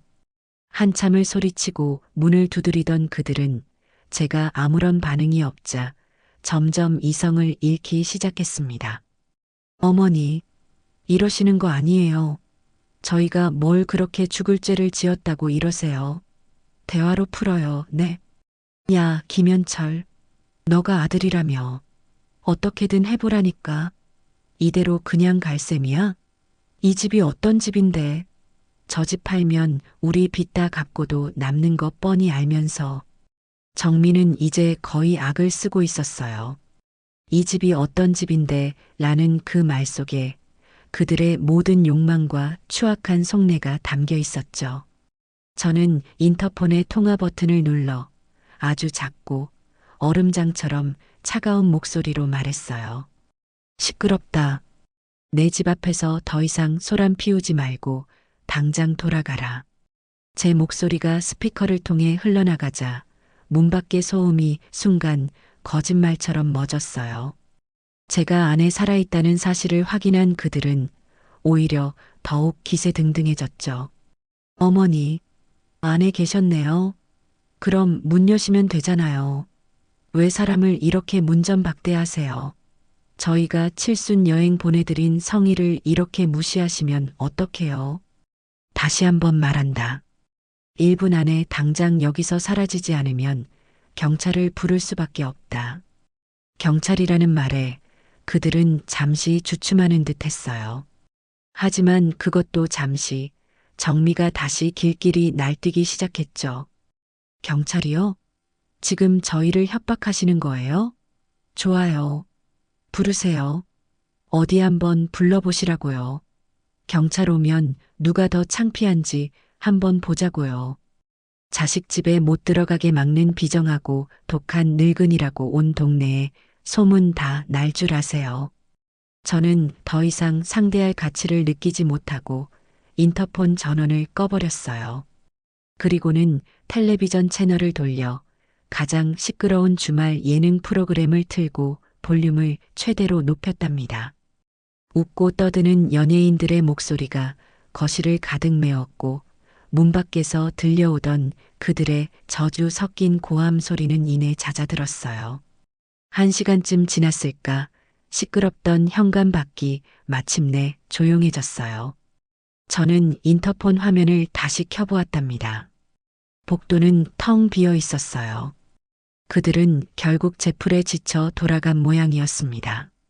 저는 텔레비전을 끄고 깊은 한숨 대신 너무나도 만족스러운 미소를 지었어요.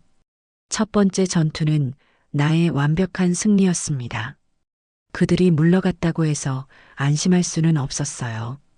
저는 그들의 다음 수를 정확히 예상하고 있었고 그 예상은 며칠 지나지 않아 바로 현실이 되었죠. 동서에게서 다급한 전화가 걸려왔어요. 형님, 이게 어떻게 된 일이에요?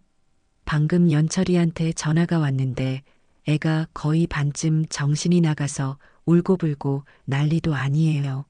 숨도 제대로 못 쉬면서 말을 하는데 듣는 제가 다 겁이 덜컥 나더라고요. 그놈이 또 뭐라고 하던가요?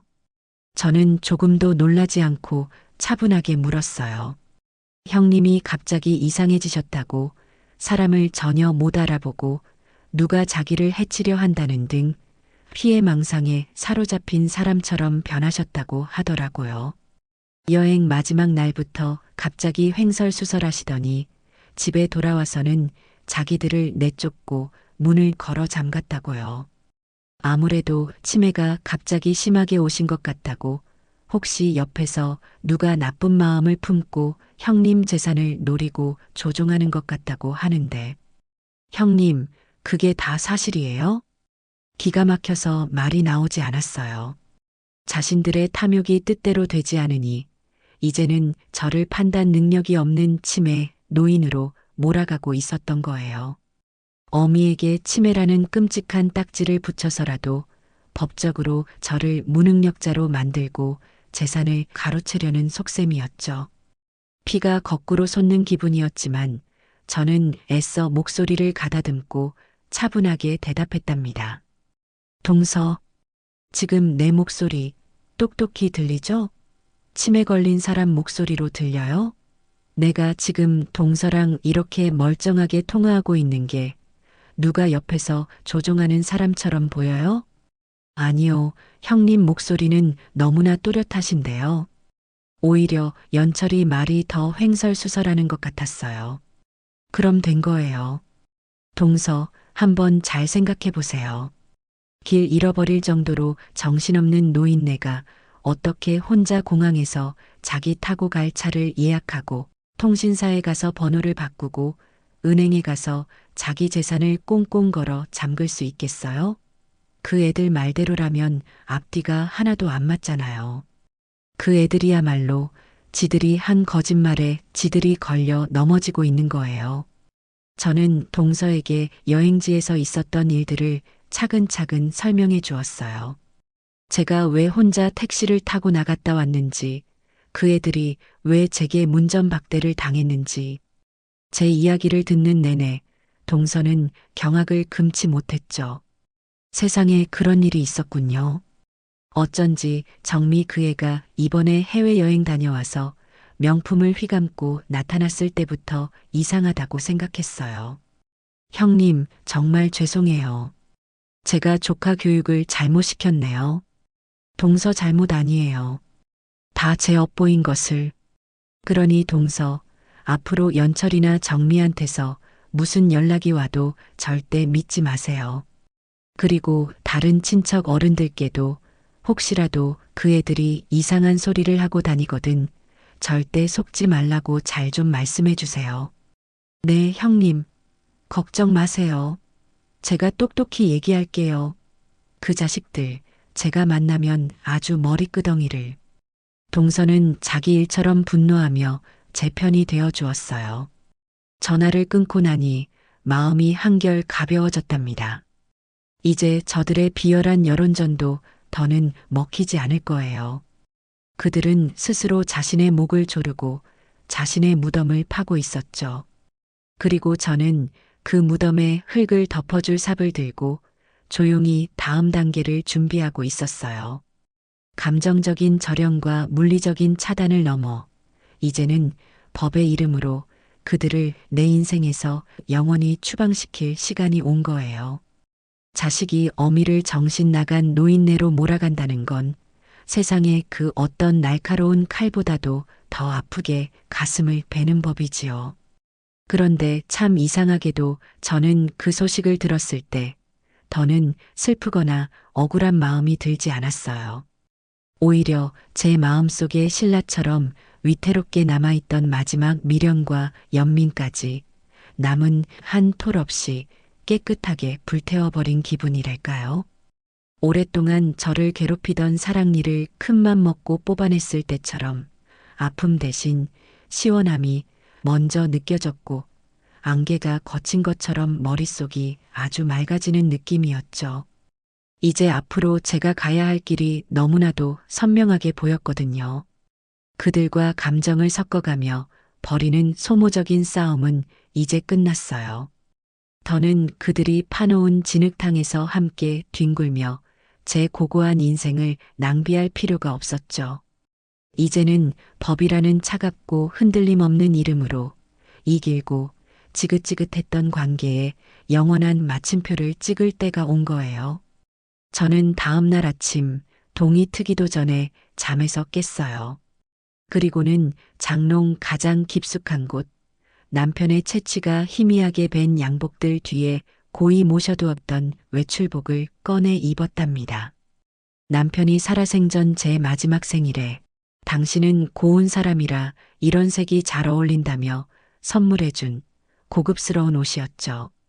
이 옷을 이런 날에 이런 마음으로 다시 입게 될 줄은 정말 꿈에도 몰랐지만 어쩌면 오늘이야말로 제 nak은 인생에서 가장 중요한 날이 될지도 모른다는 생각에 허리를 굳이 꼿꼿이 세우고 옷매무새를 가다듬었어요. 거울 앞에 선 제 모습은 더 이상 초라하고 기력 없는 늙은이가 아니었어요. 제 인생이라는 전쟁터에 마지막으로 출정하는 갑옷을 챙겨 입은 늙은 장수와도 같았죠. 친구 경자가 소개해준 법률사무소는 시내에서 제일 높은 빌딩 꼭대기 층에 있었어요. 엘리베이터가 부드럽게 솟아오르는 동안 통유리창 너머로 제가 평생을 살아온 도시의 풍경이 그림처럼 펼쳐지더라고요. 제가 젊었을 적에는 논밭이었던 곳의 높은 아파트들이 빽빽하게 들어서 있고 남편과 함께 손잡고 거닐던 낡은 시장 골목은 번쩍이는 쇼핑몰로 변해 있었어요. 저 수많은 불빛 아래 지금 이 순간에도 저처럼 자식 때문에 가슴앓이하며 밤을 지새우는 부모가 얼마나 많을까.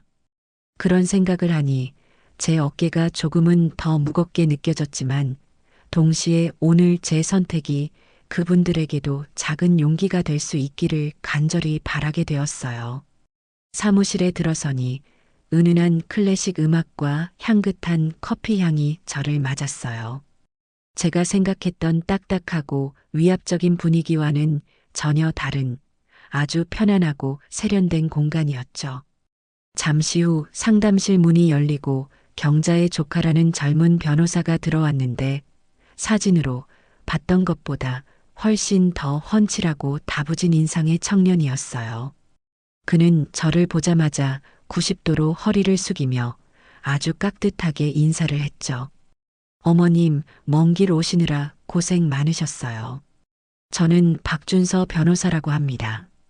이모님께 어머님 이야기 전해 듣고 꼭 한번 직접 뵙고 싶었어요. 그의 진심이 느껴지는 눈빛과 예의 바른 태도에 저는 처음 만났는데도 마음의 경계를 풀 수 있었답니다. 그는 제게 따뜻한 대추차를 한 잔 건네면서 마치 오랜만에 만난 친척 어른을 대하듯 다정하게 말을 건넸어요. 어머님, 오늘 여기서 하시는 모든 말씀은 어머님과 저 단둘만 아는 비밀이에요. 그리고 어머님의 모든 눈물과 한숨은 앞으로 우리가 휘두를 가장 날카로운 칼이 될 겁니다. 그러니 부디 아무런 부담 갖지 마시고 아주 작은 감정 하나까지도 숨김없이 제게 전부 털어놓아 주세요. 그 믿음직스러운 목소리에 용기를 내서 저는 지난 몇 달간 제 안에서만 골마 터지던 이야기들을 하나씩 꺼내놓기 시작했어요. 효도 여행이라는 달콤한 이름 뒤에 숨겨져 있던 그들의 진짜 목적, 저를 공항에서부터 철저하게 외톨이로 만들었던 비열한 행동들, 곰팡이, 냄새가 코를 찌르던 숙소의 눅눅한 침대, 그리고 제게는 김치찌개값만 쥐어주고 자기들끼리는 랍스터를 썰며 웃고 떠들던 그들의 잔인함까지요. 저는 그날의 기억을 떠올리는 것만으로도 온몸에 소름이 돋았지만 애써 감정을 누르고 최대한 객관적인 사실만을 전달하려고 노력했죠. 제가 며느리가 제 유일한 외출복에 보란 듯이 와인을 쏟고도 사과 한마디 하지 않았던 일, 아들놈이 지갑을 잃어버렸다는 핑계로 제 카드를 받아들고는 마치 자기 돈인 양 흥청망청 써대던 일까지 사소한 것 하나 빼놓지 않고 모두 털어놓았어요. 제가 여행 마지막 날 홀로 택시를 타고 찾아갔던 그 고요한 바닷가 이야기를 할 때쯤에는 제 이야기를 묵묵히 듣고 있던 박 변호사의 눈가가 붉게 충혈되어 있었어요. 그는 더 이상 펜을 움직이지 않았어요. 대신 두 손을 깍지 낀 채 테이블 아래로 내렸는데 그 손등에 하얗게 힘줄이 돋아나는 게 보였죠. 어머님 정말 힘드셨겠어요. 그는 잠시 말을 잇지 못하고 착잡한 표정으로 서류만 뒤적이더라고요. 저는 쉬지 않고 말을 이었어요. 한국에 돌아와 제가 어떻게 그들과의 연결고리를 하나씩 잘라냈는지, 그들이 어떻게 제 집 문 앞에서 행패를 부리고 마침내 저를 치매 노인으로 몰아세웠는지에 대해서요. 제 이야기가 모두 끝났을 때 상담실 안에는 무거운 침묵이 흘렀어요. 박 변호사는 한참 동안 창밖을 바라보더니 이내 결심한 듯 단호한 표정으로 제게 고개를 돌렸죠. 어머님, 이건 단순한 가족 문제가 아니에요. 명백한 범죄 행위입니다. 재산을 목적으로 어머님을 속이려 한 것은 큰 죄입니다. 그리고 어머님의 명예를 깎아내린 것은 허위사실 유포를 통한 명예훼손이고요. 어머님께서 원하신다면 지금 당장 형사 고소 절차를 진행할 수도 있어요. 아니요, 변호사님. 저는 그 아이들을 감옥에 보내고 싶은 마음까지는 없어요. 그저 제 남은 인생에서 그 아이들의 그림자조차 밟지 않고 평화롭게 살고 싶을 뿐이에요. 다시는 내게 돈을 요구하지도, 나를 찾아오지도, 내 이름을 입에 올리지도 못하게 만들고 싶어요. 법적으로 완벽하게 남남이 될 수 있는 방법은 없을까요? 제 간절한 질문에 박 변호사는 확신에 찬 목소리로 대답했어요. 물론 있습니다, 어머님. 지금 이 순간 우리가 해야 할 일은 바로 내용 증명이라는 이름의 선전포고를 하는 것이에요. 어머님의 확고부동한 의지를 법의 이름으로 기록하여 그들에게 보내는 최후 통첩이죠. 이 서류 한 장이 앞으로 그들이 어머님 앞에서 감히 고개조차 들지 못하게 만드는 강력한 족쇄가 될 겁니다. 그날 오후 내내 저는 박 변호사와 함께 내용 증명 문안을 작성했어요. 그건 단순히 법률적인 사실을 나열한 건조한 문서가 아니었답니다. 그곳에는 제 피눈물과 고통, 그리고 제 남은 인생을 지키겠다는 비장한 결의가 빼곡하게 담겨 있었죠. 박 변호사는 제가 털어놓은 모든 사실들을 법률 용어로 날카롭게 다듬었고, 저는 그 옆에서 그날의 기억들을 다시 복기하며 문장을 수정하고 보완했어요. 특히 며느리가 제게 퍼부었던 막말은 그 모욕적인 뉘앙스까지 살려서 그대로 담아달라고 신신당부했죠. 상기인 우정미는 어머니, 진짜 눈치 없으시다. 저희가 왜 이 고생하면서 어머니 모시고 여행 온 것 같아요? 그깟 칠순 잔치, 밥 한 끼 사드리면 땡이지. 뭐하러 비행기가, 호텔값 써가면서 여기까지 왔겠냐고요. 다 어머니 재산 보고 그러는 거 아니에요. 그냥 좋게 좋게 넘어가시면 어디 덧나세요? 늙으셨으면 좀 자식 말도 듣고 그러셔야죠. 라는 인간으로서 차마 입에 담을 수 없는 모니터 화면에 찍히는 그 문장들을 보고 있자니 그날의 수치심이 다시금 온몸을 훑고 지나가는 듯 했지만 동시에 그들의 죄악이 영원히 지워지지 않는 활자로 박제된다는 사실의 짜릿한 해방감마저 느껴졌어요. 내용 증명에는 그들의 만행을 조목조목 고발하는 것을 넘어 앞으로 그들이 지켜야 할 사항들을 명확하고 단호하게 명시했어요. 전화나 문자는 물론 제3자를 통한 그 어떤 간접적인 접촉 시도도 용납하지 않겠다는 것, 다시 한번 저의 명예를 훼손하는 언행을 할 경우 즉시 민형사상의 모든 책임을 묻겠다는 것, 그리고 모든 경고를 무시할 시에는 접근금지 가처분 신청은 물론 제가 그동안 입은 정신적 피해에 대한 손해배상 청구 소송까지 불사하겠다는 강력한 경고를 담았죠. 문서의 마지막 관계 단절을 선언하는 문장을 넣기 전에 박 변호사가 마지막으로 제게 물었어요. 어머님, 이 문장이 들어가면 정말로 다시는 예전으로 돌아갈 수 없습니다. 괜찮으시겠어요? 저는 한치의 망설임도 없이 그의 눈을 똑바로 보며 대답했어요. 네, 변호사님. 저는 예전으로 돌아가고 싶지 않아요. 제발 넣어주세요. 그리고 문서의 가장 마지막, 제 이름 옆에는 이런 문장을 굵은 글씨로 새겨 넣었어요. 이에 본 통고인 김숙자는 상기 기술된 모든 사실에 근거하여 금일부로 아들 김현철, 며느리 우정미와의 부모와 자식으로서의 모든 정신적, 법적 관계가 파탄에 이르렀음을 공식적으로 선언하며 향후 그들과 어떠한 상호작용도 거부할 것을 엄중히 통고하는 바이다. 모든 작성을 마치고 박 변호사는 완성된 내용 증명을 세부 출력해서 제게 건네주었어요. 묵직한 서류 뭉치를 받아드니 마치 천군만마를 얻은 장수처럼 마음이 든든해졌답니다. 저는 변호사 사무실을 나와 곧바로 중앙우체국으로 향했어요. 발신인 김숙자, 수신인 김현철과 우정미, 그리고 나머지 한 통은 우체국이 영원히 보관할 그 무엇으로도 변질시킬 수 없는 진실의 기록. 창구 직원이 내용 증명이라고 적힌 붉은 도장을 서류 위에 쾅 하고 찍는 순간 제 마음속 응어리도 함께 부서져 내리는 것 같았어요. 저는 제 인생의 새로운 장이 시작되었음을 직감했죠. 이제 주사위는 던져졌고 저들에게는 법의 이름으로 내려지는 차갑고 엄정한 심판의 시간만이 남아있을 뿐이었어요. 법률사무소의 이름이 선명하게 찍힌 등기우편 봉투는 그 자체만으로도 평범한 사람들에게는 충분한 위압감을 주잖아요. 하물며 죄 지은 사람들에게는 저승사자가 보낸 호출장처럼 느껴졌을 거예요.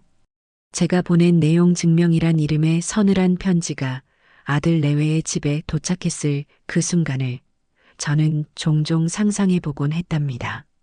아마 그날 오후 며느리 정민은 거실 소파에 비스듬히 누워서 스마트폰으로 명품 쇼핑몰이나 뒤적이고 있었을 거예요. 초인종 소리에 귀찮다는 듯 현관문을 열었을 테고 집배원이 내민 등기우편을 받아들고는 웬 스팸이야? 하면서 무심코 봉투를 찢었겠죠. 그리고 그 안에 담긴 차갑고 날카로운 문장들을 하나씩 읽어내려가면서 그녀의 아니라고 평화롭던 세상은 산산조각이 났을 겁니다. 자신들의 추악한 민낯이 법률 용어라는 이름으로 적나라하게 박제된 것을 확인했을 때 그녀의 얼굴은 아마 하얗게 질리다 못해 시퍼렇게 변했을 거예요. 특히 자신이 제게 내뱉었던 기억 속에서조차 지워버리고 싶었을 그 저급한 말들이 토씨 하나 틀리지 않고 인쇄된 것을 보았을 때는 아마 손에 든 서류를 갈갈이 찢어버리고 싶은 충동에 휩싸였을지도 몰라요. 그리고 문서의 마지막 관계의 단절 선언이라는 문장에서 그녀는 마침내 깨달았을 겁니다. 이제 더 이상 이 늙은 시어머니는 자신들이 마음대로 주무를 수 있는 순한 양이 아니라는 사실을요. 퇴근하고 돌아온 연철이는 아내가 집어 던진 서류 뭉치를 보고는 사색이 되었을 거예요. 평생을 법 없이도 살 거라고 자신했던 소심하고 우유부단했던 그에게 변호사의 이름으로 발송된 문서는 사형 선고나 다름없었을 테니까요. 이게 다 무슨 말이야? 엄마가 진짜 변호사를 샀다고? 말도 안 돼. 말이 안 되긴 뭐가 안 돼. 다 너 때문이잖아. 너가 아들이라는 놈이 중간에서 제대로 역할도 못하고 엄마한테 질질 끌려다니니까 이 꼴이 된 거 아니야. 내가 진작에 어떻게든 구슬려서 집부터 팔게 만들라고 했지. 아니, 그럼 내가 거기서 뭘 어떻게 해? 당신이 옆에서 그렇게 눈에 쌍심지를 켜고 있는데 어떤 엄마가 선뜻 집을 내주겠냐고. 당신만 아니었어도 이렇게까지 되지는 않았어. 뭐, 지금 이 모든 게 내 잘못이라는 거야? 야, 김현철. 너는 진짜 구제불능이다. 아니, 엄마 재산 하나 제대로 못 받아내는 주제에 어디서 큰 소리야. 그놈의 집만 팔았어도 우리 빚 다 갚고 새로 시작할 수 있었잖아. 서로의 탓을 하며 벌였을 그들의 추악한 싸움은 아마 밤이 새도록 계속되었을 거예요. 하지만 그 어떤 고함과 절규도 이미 엎질러진 물을 다시 주워 담을 수는 없었죠.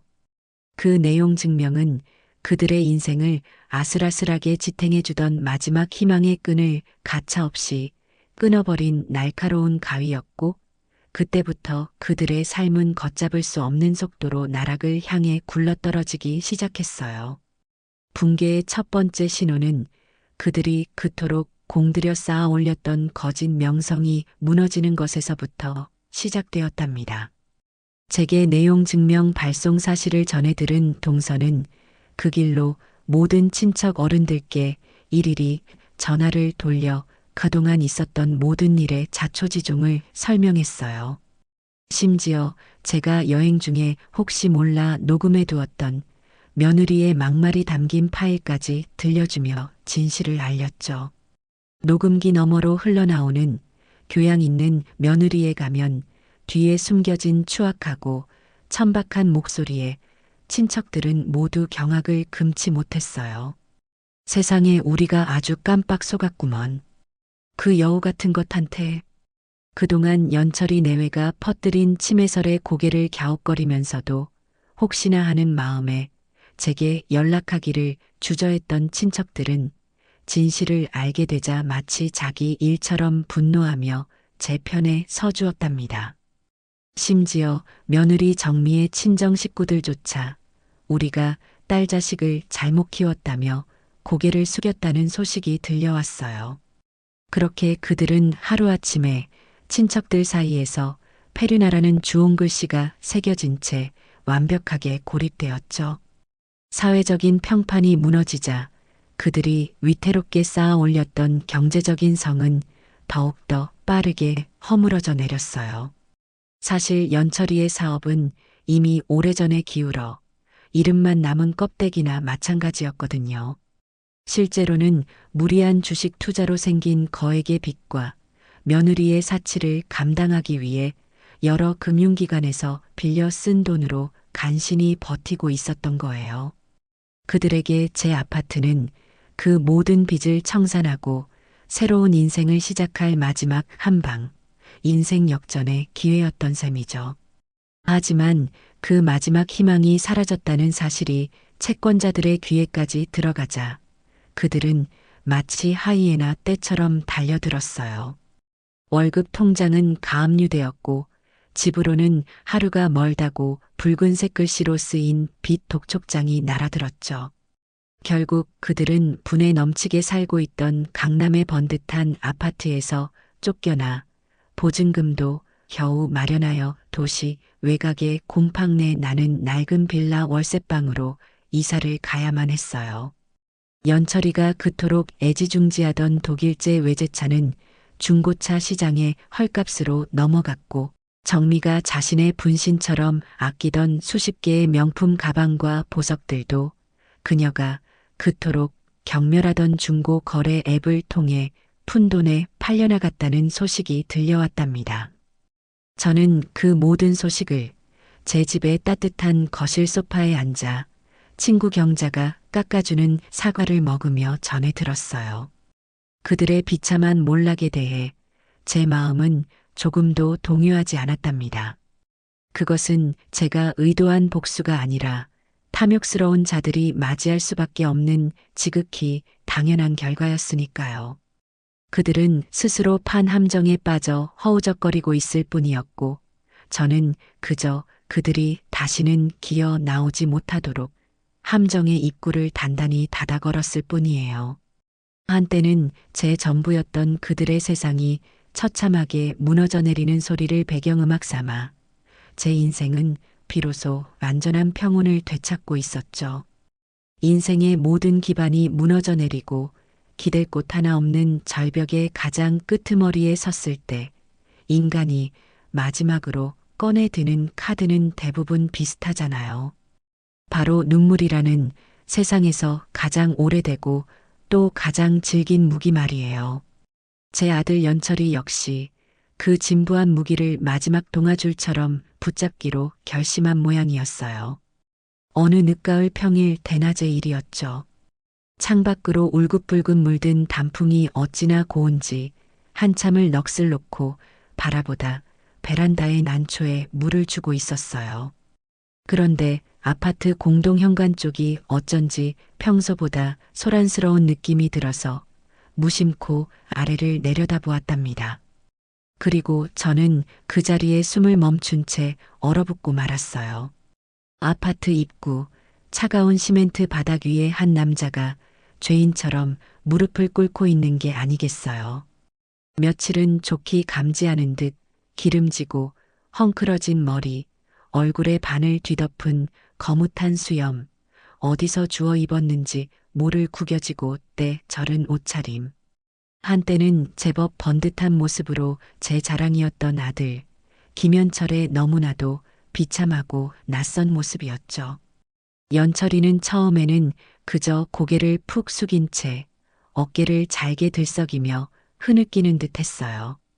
출근 시간이 지나 한산해진 아파트 단지를 오가던 몇몇 이웃들은 저 사람이 왜 저러나 하는 이상한 눈초리로 힐끔거리며 지나칠 뿐이었죠.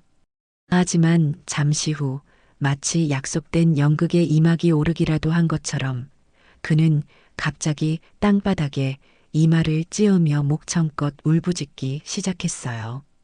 그 소리는 어찌나 처절하고 컸던지 아파트 단지 전체가 쩌렁쩌렁 울려서 놀고 있던 새들이 푸드덕거리며 날아오를 정도였답니다. 어머니, 이 불효자식이, 이 천하의 못된 놈이 어머니께 용서를 빌러왔습니다. 제가 다 잘못했습니다. 제가 그때는 정말 미쳤었나 봐요.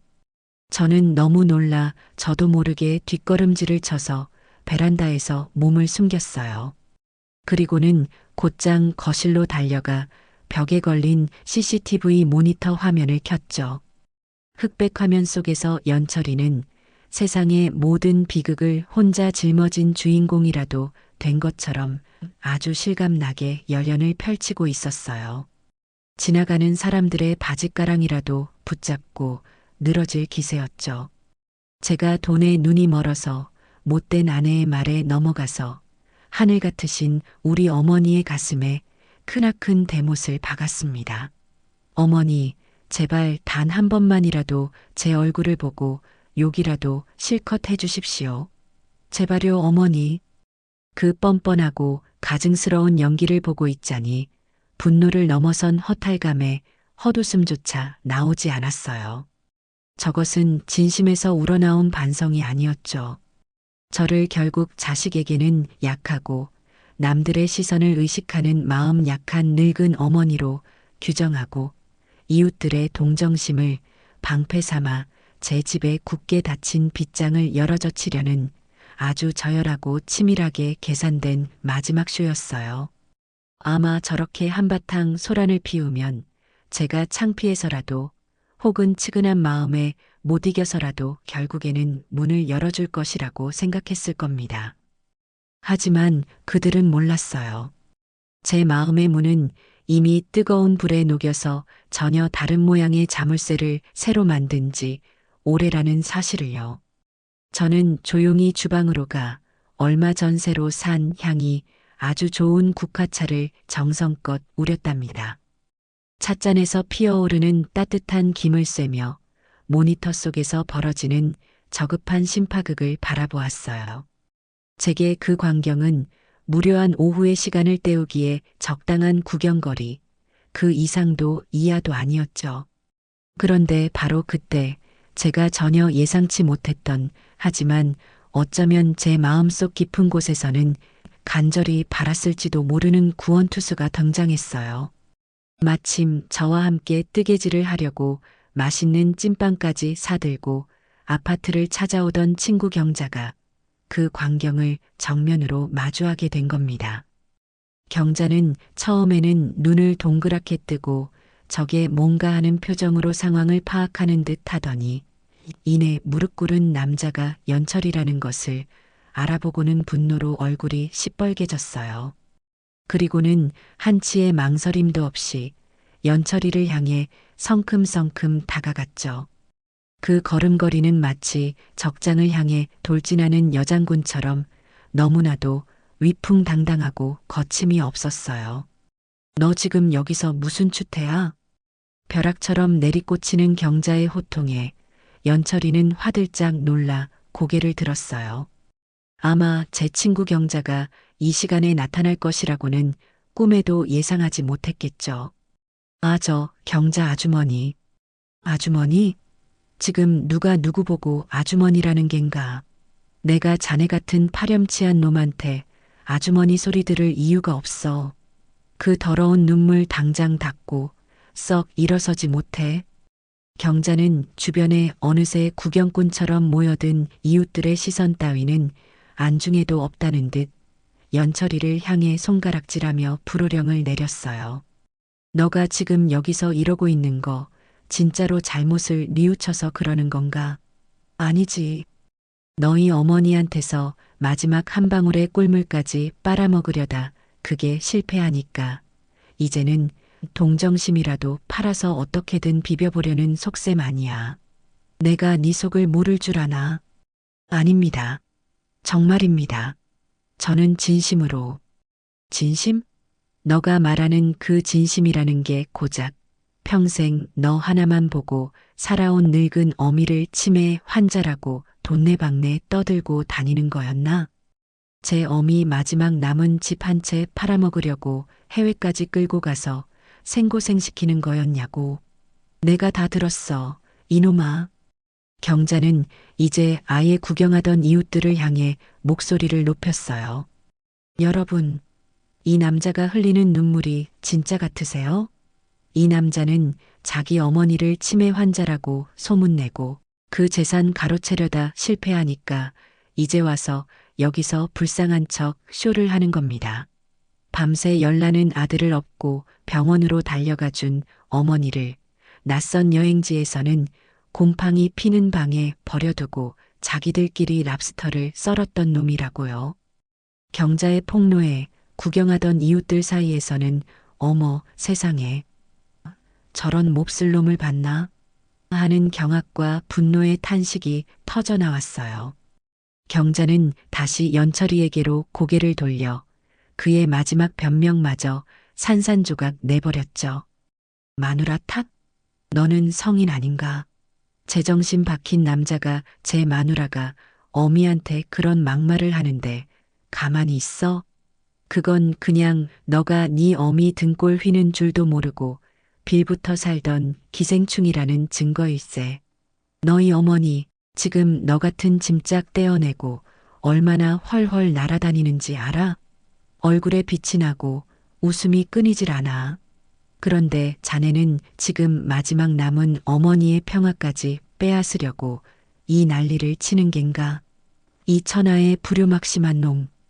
경자의 일침은 죽비로 내리치듯 날카롭고 정확했어요. 연철이는 아무런 대꾸도 하지 못하고 이제는 동정이 아닌 경멸과 비난이 가득 담긴 사람들의 시선 속에서 얼굴이 불그락푸르락해지더니 고개를 떨구었답니다. 결국 그는 더 이상 버티지 못하고 땅바닥에 무릎을 꿇은 채로 뒷걸음질 치다시피 비틀거리며 일어나 사람들의 손가락질을 받으며 도망치듯 자리를 떴어요. 저는 모니터 너머로 제 오랜 친구의 든든한 뒷모습을 바라보며 뜨거운 눈물 대신 너무나도 통쾌한 웃음을 터뜨렸습니다. 그 소동이 끝나고 경자는 아무 일도 없었다는 듯 씩씩하게 저희 집 현관 비밀번호를 누르고 들어왔어요. 숙자야, 괜찮아? 저런 꼴을 다 보고.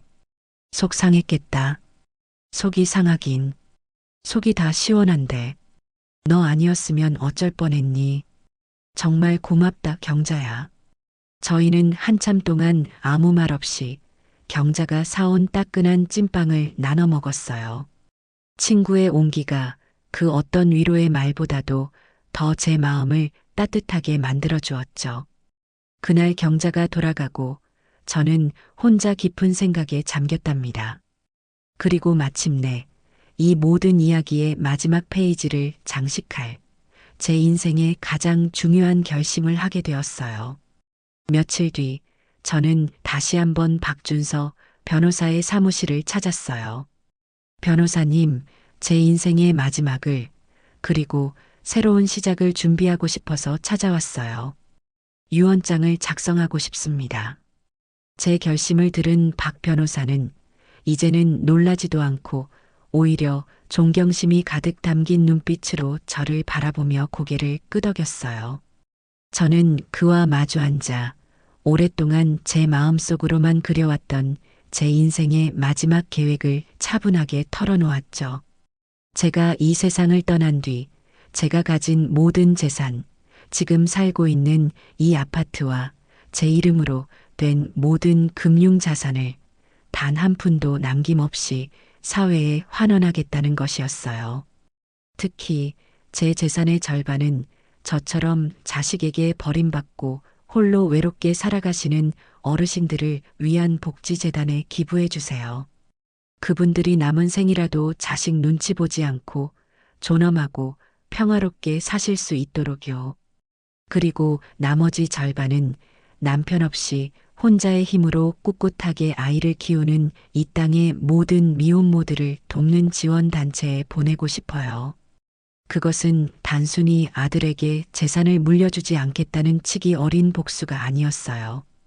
제 고통스러웠던 삶의 경험을 통해 얻은 마지막 깨달음의 결과였죠. 제 피와 땀으로 이룬 이 재산이 부디 저처럼 상처받는 사람들이 더는 생기지 않는 조금 더 따뜻한 세상을 만드는 데 쓰이기를 바라는 진심이었습니다.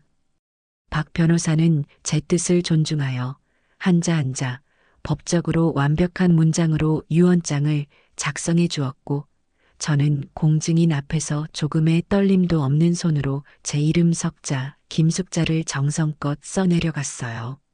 그리고 저는 그 유언장의 존재를 동서의 입을 통해 아들 내외의 귀에까지 확실하게 전달했답니다. 제가 직접 전화를 걸어 말했죠. 동서, 내가 오늘 유언장을 쓰고 왔어. 내 모든 재산은 사회에 환원하기로. 이 소식이 부디 그 아이들 귀에도 꼭 들어가도록 해줘요. 더 이상 헛된 기대로 내 주변을 맴돌지 않도록 이게 내가 그 아이들에게 주는 마지막 선물이야. 아마 그들은 마지막까지 그래도 엄마가 돌아가시면 하는 신락 같은 희망을 품고 있었을지도 몰라요. 하지만 그 소식을 전해 들은 순간 그들의 마지막 희망 회로는 완벽하게 타서 끊어져 버렸을 겁니다. 이제 그들에게 남은 것은 아무것도 없었어요. 그들의 불행이나 후회에 대해 저는 이제 더 이상 아무런 관심도 감정도 없어요. 제 마음은 완벽한 무의 상태, 완벽한 평화의 상태에 도달했죠. 창밖을 내다보니 어느새 마지막 잎새까지 다 떨어진 앙상한 나뭇가지 위로 하얀 첫눈이 소리 없이 내리고 있었어요. 묵은 모든 것을 덮어버리는 저 눈처럼 제 인생도 이제 새로운 계절을 맞이할 준비가 된 거예요. 제 인생의 진짜 주인공은 이제부터 시작이니까요.